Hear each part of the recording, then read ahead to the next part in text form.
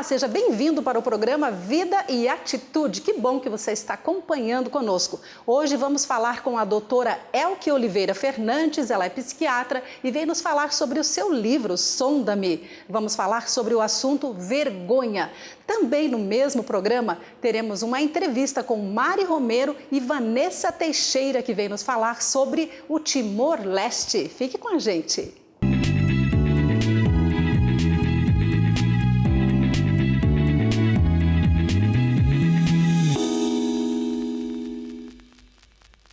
E eu converso agora com a doutora Elke. Doutora Elke, seja bem-vinda ao programa Vida e Atitude. Muito obrigada, Clarice. Doutora, você é psiquiatra? Sim, eu sou médica psiquiatra e tenho uma especialização em psiquiatria da infância e adolescência também. E agora também você é escritora, certo? Sim. Com o seu livro Sonda-me, que foi lançado há pouco tempo. Isso, em março deste ano o livro foi lançado. E desde então as pessoas têm me dado algum retorno de que têm gostado, alguns dizem especificamente os temas que têm preferência ou que têm auxiliado mais, e o livro está aí. Que maravilha! Doutora Elke, no seu livro eu estive dando uma olhada, uma lida, gostei muito por sinal, e a gente vê que tem muita coisa interessante aqui, mas eu queria que você contasse para os nossos telespectadores qual é o objetivo desse livro. Sim, na verdade, antes até de escrever o livro, eu tenho por hábito olhar na Bíblia, na Palavra de Deus, que o livro é fundamentado na Palavra de Deus, sobre aspectos da nossa vida diária, que a Bíblia nos diz, como devemos nos conduzir em relação a algumas questões do nosso dia a dia. E comecei então, enquanto psiquiatra, a estudar as emoções. O que a Bíblia nos diz, o que a Palavra de Deus nos diz a respeito de algumas emoções, como podemos nos conduzir em relação a essas emoções, e deste estudo então surgiu o livro. E a gente vê que tem muitos assuntos interessantes, tratando da alma, como você falou, e entre ali alguns assuntos que você fala sobre a tristeza, a ansiedade, enfim, vários assuntos, mas um que me chamou a atenção foi sobre a vergonha. Sim. E eu queria te perguntar o seguinte, quais são os tipos de vergonha mais recorrente? Varia um pouco de acordo com a faixa etária, mas de uma maneira geral, os tipos mais recorrentes são, por exemplo, a vergonha de falar em público.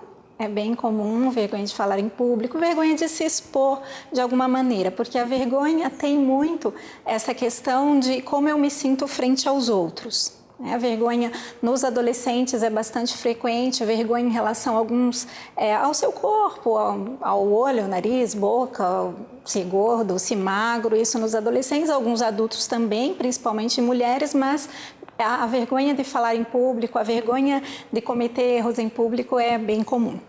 Mas o que é vergonha, afinal de contas? É um sentimento? É uma emoção? A vergonha, eu me sinto envergonhada. Então, a vergonha é um sentimento e ela ocorre frequentemente em situações em que eu me relaciono com uma ou com mais de uma pessoa e que eu entendo que fiz algo que não é agradável ou que os outros poderiam me criticar. Então, nesse caso, aparece a vergonha daquilo que eu fiz ou daquilo que eu sou. Agora, uma coisa que me chama a atenção é que algumas pessoas sentem vergonha de dizer um olá, às vezes para um desconhecido. E outros fazem tantas coisas, se expõem e não sentem vergonha, ou sentem, não demonstram que sentem. Como que você vê isso? Por que acontece essa diferença entre algumas pessoas? Isso, individualmente, as características elas variam primeiro de acordo com a biologia, o temperamento, a genética da pessoa. Então, em temperamento, algumas pessoas tendem a ser mais tímidas, mais envergonhadas, outras não. Existe também o aspecto de educação, o aspecto familiar, em que desde muitas vezes quando criança, aquela pessoa é exposta a situações onde ela entende que ela está fazendo errado. Por exemplo, uma criança que derrama o leite na mesa na hora do café e a mãe, alguém da família diz: veja, você faz tudo errado, olha só de novo. E aquela criança então, ela tende a crescer entendendo que ela é um erro. ou que o que ela faz é errado. Essa criança, além dos aspectos, como eu disse, de temperamento, ela terá uma tendência maior a sentir que o que ela faz é motivo de vergonha ou é motivo de crítica para outras pessoas. E em relação a essa questão da educação familiar, uma outra criança em que ela pode cometer erros que são compatíveis com a idade dela, ela está aprendendo e essa família diz, olha, você derramou o leite na mesa, pega um pano, vamos limpar, e faz com que a criança possa experimentar, possa corrigir o erro, e ela é induzida a crescer com aquilo que ela fez, a aprender a reagir com aquilo que ela fez. Então, essa criança tenderá a ter menos vergonha do que faz, ela vai se expor com mais facilidade, ela vai tentar com mais facilidade, ela vai entender que mesmo que ela erre, ela pode tentar de novo, ela pode recomeçar.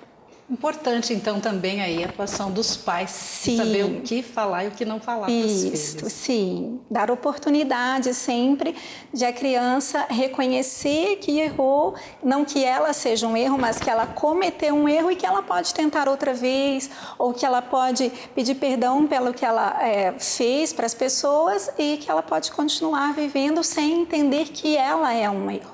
Sim, agora é difícil também saber quando devemos sentir vergonha ou não, né? Mas sobre isso eu queria falar com você no próximo bloco. Vamos agora para um breve intervalo e já voltamos com a nossa conversa aqui com a doutora Elke.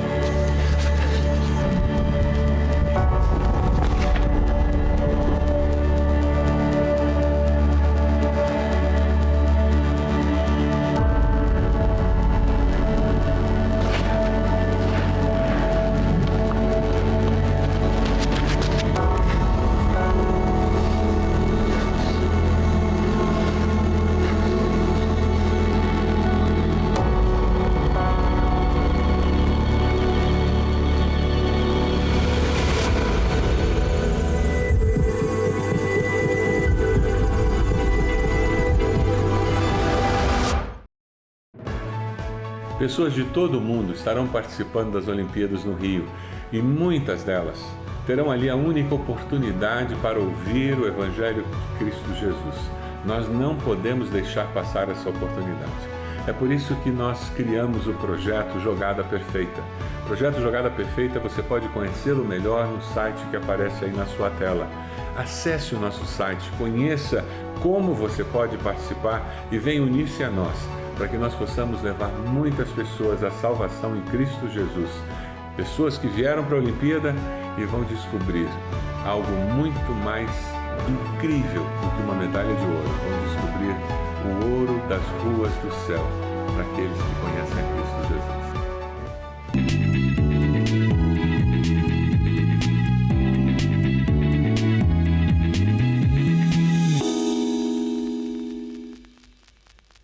Voltamos com o programa Vida e Atitude. Estamos aqui conversando com a doutora Elke, ela que é psiquiatra, e no começo do programa falamos sobre o seu livro, Sonda-me, e escolhemos um assunto aqui desse livro para conversar hoje, que é o tema vergonha, não é, doutora Elke? E no começo do programa, nós conversamos sobre os tipos de vergonhas que existem, as mais decorrentes, e por que algumas pessoas se expõem tanto, outras não. E agora eu quero perguntar para você, doutora, a gente sabe que é um sentimento, você nos falou também isso, mas como que a gente vai saber em que se fundamentar para saber se devemos ou não sentir ou ter esse sentimento de vergonha? Isso, como eu falava anteriormente, existem as questões individuais, as questões familiares, mas ainda as questões sociais. né? E o conceito que nós temos também enquanto cristãos, o que a palavra de Deus nos diz, do que devemos ter vergonha.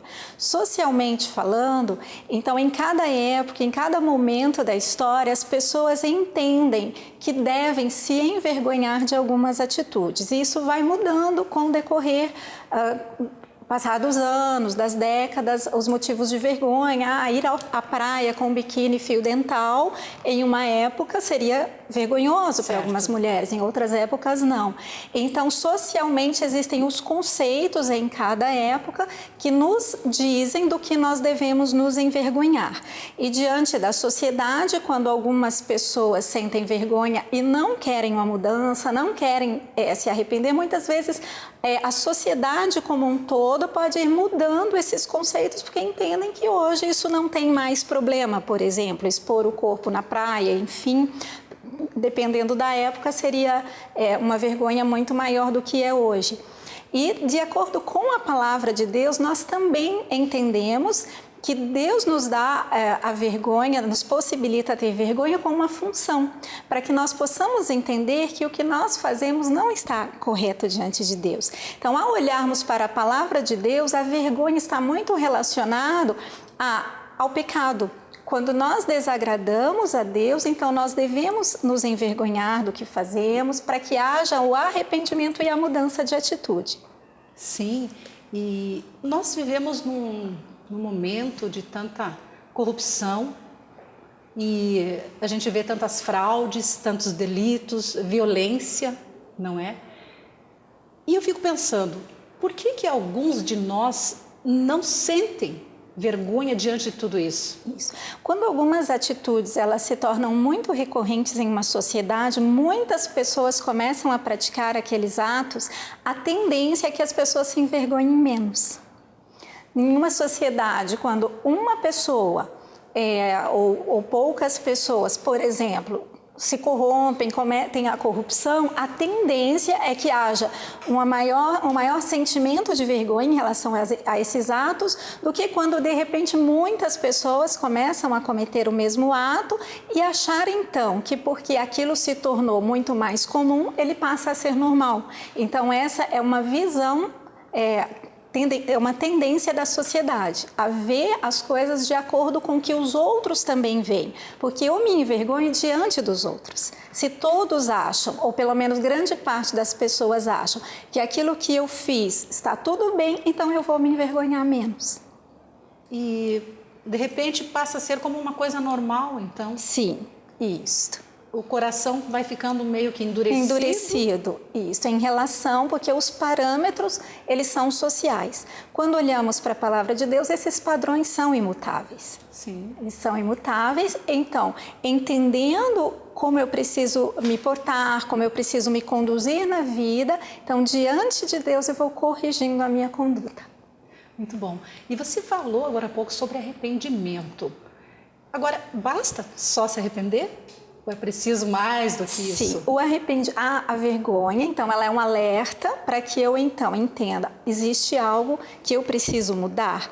O que eu estou me envergonhando é necessário mudar? Porque se eu estou envergonhada porque a cor dos meus olhos não é o que as pessoas esperam dentro do que eu imagino, eu não preciso me envergonhar disso. Esse conceito precisa ser corrigido em mim. Mas se a minha atitude realmente é uma atitude da qual eu preciso me envergonhar, da qual eu preciso mudar aquilo que estou fazendo, então, a partir da detecção da necessidade de mudança, eu me arrependo e uso da minha decisão, então, para fazer diferente. Uma mudança mesmo de atitude. De atitude, isso. Doutora, e para terminar, eu gostaria de fazer duas perguntas para você. Com certeza, na sua trajetória, você conheceu muitas pessoas, atendeu muitas pessoas, você trabalha na área médica, na psiquiatria. Sim. Você já teve a oportunidade de ver realmente alguém que foi transformado, conseguiu entender os valores do alto? Sim, sim. Nós vemos isso não só no consultório, mas, enfim, entre as pessoas cristãs, já que estamos mencionando a palavra de Deus, que muitas coisas que eram feitas antes desse entendimento, então a pessoa começa uma transformação a partir do entendimento do que Deus espera de nós. Então, casos de casais onde havia adultério, de família onde haviam vários tipos de abuso. Então, nós podemos acompanhar e observar uma mudança, mas para que haja mudança é necessário que haja o desejo de mudar, porque muitas vezes nós justificamos os nossos atos naquilo que o outro também fez. E por mais que muitas vezes o outro nos machuca, nos agrida de várias maneiras, mas nós precisamos olhar para nós para que haja mudança. Se olharmos só para o outro, não haverá mudança também. Ótimo.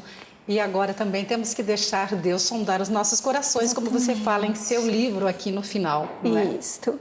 E como que é esse sondar de Deus? Então, nós precisamos conhecer, ir lendo a palavra de Deus, entendendo como essa palavra se aplica ao nosso dia a dia e nos nossos momentos de oração, de reflexão. Então, nós vamos aplicando a palavra de Deus ao que eu estou vivendo hoje. E ali Deus vai falando conosco através da palavra, através de uma pregação, nas nossas orações, nós vamos entendendo progressivamente quais os pontos que devemos trabalhar em nossas vidas. Muito bom. Doutora Elke, muito obrigada. Vamos deixar o seu contato? O telefone é 41-3342-3337. É o telefone da clínica onde eu trabalho. Doutora Elke, muito obrigada pela entrevista e parabéns pelo seu lindo livro que eu li e gostei muito. Obrigada, Clarice. Eu que agradeço. E agora vamos acompanhar uma entrevista que a Mari Romero fez com a Vanessa Teixeira, que é missionária no Timor-Leste. Acompanhe conosco.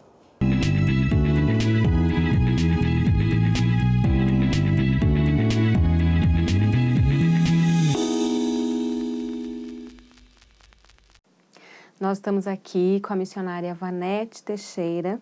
Ela está há quase 10 anos no Timor-Leste, pela Junta de Missões Mundiais da Convenção Batista Brasileira. E ela vai contar um pouquinho para a gente da experiência de vida dela nesse tempo, o que está acontecendo por lá e as transformações nesse período que ela teve por lá.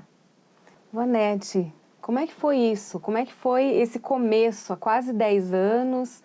A situação lá era bem difícil, né? Como que foi esse processo de vocês saírem do Brasil, irem para lá e chegar lá e encontrar uma situação totalmente diversa do que vocês viviam aqui? Então, quando Deus nos chamou para irmos ao Timor-Leste, Deus falou muito profundamente ao meu coração. E até então quase ninguém se ouvia falar em Timor. E quando eu fui pesquisar também não encontrei no mapa, por ser uma ilha muito pequenina. De aproximadamente, hoje está com 1 milhão e pouco de habitantes. Mas Deus falou ao meu coração para nós irmos lá e ajudarmos aquele povo. E o que mais nos chamou a atenção, que era um país em reconstrução, um país pós-guerra. Durante 400 anos viveu sob a colonização portuguesa. Depois, quando Portugal deu a independência, ela foi invadida pela vizinha Indonésia. Durante 25 anos, muito sofrimento para aquele povo. Isso encantou o nosso coração. Ficamos com desejo de poder ir lá e fazer alguma coisa, ajudar. Foi então que fomos desafiados. E no ano de 2006, então, tornou-se realidade um sonho, né, de estar lá em Timor. Quando nós lá chegamos, o país ainda estava num conflito de etnias.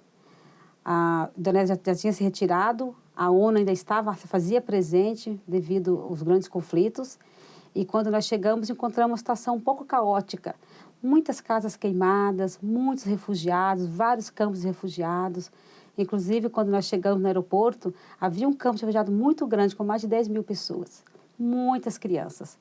E quando nós pisamos naquele solo e vimos aquela situação, nós pensamos, Senhor, usa-nos aqui. O que podemos fazer? E desta forma, chegamos lá, então, em 2006. Eu, meu esposo, o pastor Evaldo, e meus 2 filhos, o Evaldo Júnior e o Jonatas. O Evaldo Júnior estava com 9 anos e o Jonatas com 7 anos.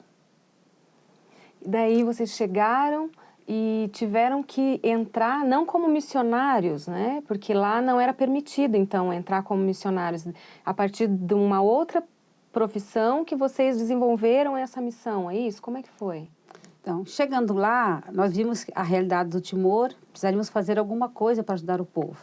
Então, foi criada uma ONG. E, através desta ONG, nós podemos, então, adquirir nossos vistos. Esta ONG, na verdade, era uma escola, né? Demos o nome de escola, Centro de Formação Vida Mais. E quando nós chegamos, então, havia já uma outra missionária que foi antes de nós. E ela, então, juntamente conosco, nós começamos a preparar toda a documentação, o estatuto, para criarmos esta organização. Então, foi criado o Centro de Formação Vida Mais. É uma escola que oferece cursos para a comunidade. Cursos de português, de inglês, matemática, culinária, alfabetização de jovens e adultos, equivalência, que seria o nosso supletivo aqui, da 1ª à 4ª série, palestras para a comunidade e um clubinho infantil, onde nós estávamos trabalhando com as crianças e também uma escola de futebol. E desta forma, então, depois que registramos esta organização, então o nosso visto veio dessa organização. A gente está vendo que você está vestida a caráter, né, com um vestido típico de lá. Você trouxe também o que nós aqui chamaríamos de echarpe, mas você vai me explicar o que significa isso e por que, né, esse engajamento que você teve, esse amor que você tem por esse povo. Então, o povo de Timor-Leste é um povo, assim, realmente, como eu falei, muito sofrido, muito carente da presença de Deus. É um povo animista, sincretista. Um povo que, por ter sofrido muito durante todos esses períodos de invasão, onde teve várias chacinas, então é um povo com uma autoestima muito baixa. E nós chegamos ali, então, para levar essa esperança para aquele povo. Que existe um Deus maravilhoso que os ama e um Deus que se importa com eles, um Deus que vai trazer para eles, já está trazendo para eles uma transformação em todos os sentidos, tanto no espiritual como também no material. E o fato, assim, de a gente amar aquele povo faz com que nós queiramos nos identificar mais e mais. Esse aqui é um tecido típico de lá, não é? Que as senhoras usam para apresentação de festas, de danças, né, culturais, não é? E ocasiões especiais. Então, é um tecido muito bonito e ele é todo feito manual no tear. Né? Ele é feito no tear ainda artesanalmente. Muito bonito. E assim, e é bonito, eu acho lindo, né? E este aqui é um tais, que nós chamamos lá, né? Aqui são as cores do Timor, né? Aqui são as cores do Timor-Leste. E eles oferecem isso para as pessoas como um presente. E tem um significado muito bonito, que é de honra. E todas as vezes que eles querem honrar uma pessoa, eles entregam este tais. Numa cerimônia simples, mas de um valor tremendo. Porque quando ele dá um tais para você, está significando que ele está te honrando. Tudo aquilo que você fez, que você é, que você representa para eles. Então, é uma forma assim, muito carinhosa, que eu ainda não vi em outro lugar, não é? Simples, mas de um valor, né, inestimável. Com certeza. E muito reconhecido essa honra, né? Porque vocês já estão em família há tantos anos, né? Se dedicando a esse povo, amando esse povo. Eu gostaria de saber um pouco mais a respeito dessa ONG, né? Vocês acolhem crianças, adultos, homens, mulheres. Qual é o foco principal de vocês, se existe um? Como é o dia a dia dessa ONG com vocês? Então, a nossa organização, né, o Centro de Formação Vida Mais, a princípio trabalha com jovens e adultos. Mas como nós temos a necessidade de trabalhar também com as crianças, então nós criamos um clube infantil. E os jovens e adultos, porque é um país em reconstrução. E uma das formas de ajudar este país é oferecendo ferramentas para que eles possam desenvolver, né, também na sua parte intelectual. E esses cursos dão a eles a oportunidade também de poder arrumar um emprego. O Timor-Leste hoje colocou uma das línguas oficiais o português. Então, existem duas línguas oficiais, o português e o tetum, que é um dialeto que eles falam lá. E nós já temos hoje pessoas que estudaram, passaram pela nossa organização, já ganharam bolsa de estudo aqui no Brasil, em Portugal, já estão trabalhando com o governo. E isso, assim, nos alegra. Porque Deus, Ele não só se preocupa com o homem na parte espiritual. Ele se preocupa com o homem como um todo. Nós somos um todo, nós não somos só espiritual. Nós também temos a parte intelectual, né, a parte social. E Deus quer para nós o melhor. e que nós nos desenvolvamos em todas as áreas. E nosso projeto, então, visa isso, ajudar o jovem timorense, né, o homem e mulher timorense, num todo. E na área educacional, nós também criamos um programa de educação pré-escolar que aqui no Brasil tem funcionado muito bem e já tem funcionado também em outros países do mundo, que se chama PEP, Programa de Educação Pré-Escolar. E este ano, Deus nos presenteou em abrirmos um PEP lá em Timor, na cidade de Dili. E contamos hoje com uma classe de 22 crianças que lá estão estudando e tendo assim as suas vidas desde o iniciozinho, conhecendo a Deus. Que um dos objetivos do PEP também é falar do amor de Deus para aquelas crianças.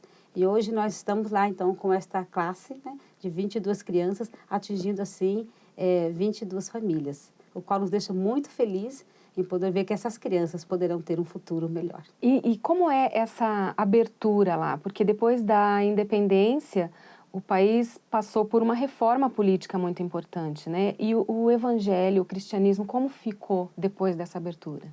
Então, Timor-Leste é considerado um país cristão, né? 95%, segundo as estatísticas, né, predomina o catolicismo romano. Na época quando a Indonésia invadiu, então a população, na sua totalidade, migrou para o cristianismo.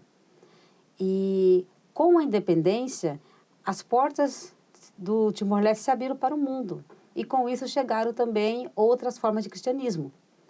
E foi nesta época, então, que adentrou, né, muitas outras organizações cristãs, entre elas a nossa. E com esta abertura ficou mais fácil a propagação do Evangelho de Jesus Cristo ali naquela ilha. E dos cristãos aqui do Brasil, como podem fazer para ajudar nesse momento de abertura, quando já não existe mais perseguição religiosa? O que um brasileiro que está assistindo a gente aqui nessa nossa conversa, o que pode ser feito? O Timor hoje, não é?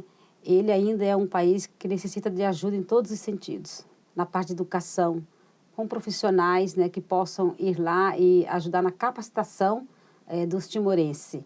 A língua portuguesa ainda é um canal de porta aberta, porque eles necessitam aprender o português, porque foi colocado o português como língua oficial. Então, pedagogos, professores na área de português, né, de inglês, que também eles gostam muito da língua inglesa lá, né, podem ajudá-los nessa formação pessoal. E na parte espiritual, levar realmente o verdadeiro evangelho de Jesus Cristo. Né? Por que Jesus veio a este mundo? Né? E para que aquelas pessoas lá que são, na verdade, uma ilha cristã, mas são muito animistas. Então, necessitam e carecem muito de conhecer, né, o Deus verdadeiro, o Deus de todo o poder, né? O Deus que se manifesta em toda e qualquer situação na nossa vida. Não é um Deus que está longe, né? Não é um Deus que está alheio às nossas necessidades. Então, na parte espiritual, levar esta esperança através da literatura, né? Como o português é uma língua que é oficial, né? Até o próprio material em português chegando lá é muito bem-vindo. Muito obrigada. Nós que agradecemos muito a sua presença e nós não estamos dando... Como é que é o nome desse aqui? Um TAS. Nós não estamos presenteando com um TAS, mas nós estamos com certeza muito honrados com a tua presença aqui. Muito obrigada, Vanete. Eu gostaria de, através da sua pessoa, honrar o Pão Diário, que tem alcançado tantos países e tem ajudado tantas vidas, né, durante todo esse tempo da sua existência.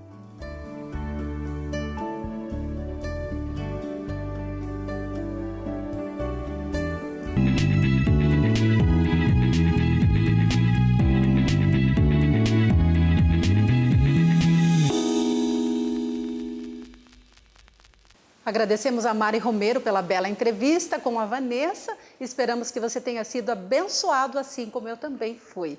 Bom, o nosso programa Vida e Atitude vai ficando por aqui. Esperamos que você esteja conosco em nosso próximo encontro. Que Deus abençoe a sua vida. Até lá!